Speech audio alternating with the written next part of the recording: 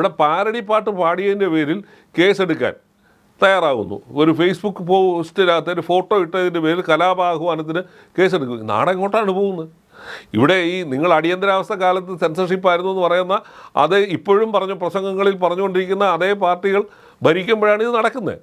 അടിയന്തരാവസ്ഥയെ എതിർത്തവരാണ് കേന്ദ്രം ഭരിക്കുന്നത്. അവരിതിനെക്കാട്ടി ഭീകരമായ കാര്യങ്ങളാണ് ചെയ്തുകൊണ്ടിരിക്കുന്നത്. അപ്പം ഭരണകൂടത്തിന് ഇഷ്ടമല്ലാത്ത അവരുടെ സൗകര്യത്തിന് യോജിക്കാത്ത എന്തും കണക്കാക്കി കേസെടുത്ത് അകത്തിടുന്നൊരു പ്രവണതയാണ് നിൽക്കുന്നത്. അപ്പോൾ പിന്നെ നമ്മൾ ജനാധിപത്യത്തിനകത്തെ ഫ്രീ സ്പീച്ചിനെ കുറിച്ച് പറയാൻ എവിടെയാണ്?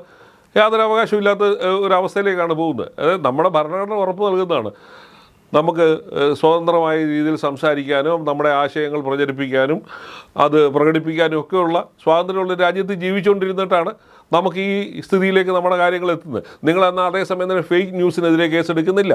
ഫേക്ക് ന്യൂസുകൾ ധാരാളമുണ്ട്. കാരണം ഭരിക്കുന്ന പാർട്ടിയുടെ ഭാഗത്തുനിന്ന് ഫേക്ക് ന്യൂസുകളും ഇതേപോലുള്ള പ്രവണതകൾ നടക്കുന്നുണ്ട്. ഒരു കേസും എടുക്കുന്നില്ല. നിങ്ങൾ അത്തരക്കാരെ സംരക്ഷിക്കുകയാണ്. അതാണ് നമ്മൾ കണ്ടിട്ടുള്ളത്.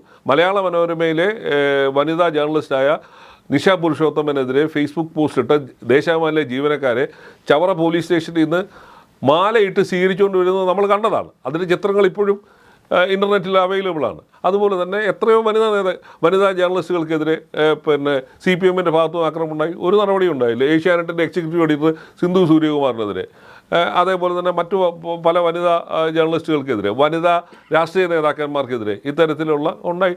ഒരു നടപടി ഈ സർക്കാരിൻ്റെ ഭാഗത്തുനിന്ന് ഉണ്ടായിട്ടില്ല. അവർക്ക് സൗകര്യപ്രദമായിട്ടുള്ളവർക്ക് മാത്രമേ ആ നടപടി ഉണ്ടാകുന്നു. അല്ലാത്തവർക്ക് ഏത് അതിജീവിതയുടെ ഭാഗത്തുനിന്ന് നീതി തേടി ചെന്നാലും കൊടുക്കാത്തൊരു സ്ഥിതിയുണ്ട്. ആ യാഥാർത്ഥ്യം നിൽക്കുകയാണ്. അപ്പോൾ നിങ്ങൾ ഈ തരത്തിൽ ഈ ഒരു ഭരണകൂടം തന്നെ നീതി നടപ്പാക്കേണ്ട ഭരണകൂടം തന്നെ രണ്ട് തരത്തിൽ പെരുമാറുന്നു എന്നുള്ളത് ഓബ്വിയസ് ആയ ഒരു കാര്യമാണ്. അത് നാട്ടുകാർ കണ്ടുകൊണ്ടിരിക്കുകയാണ്.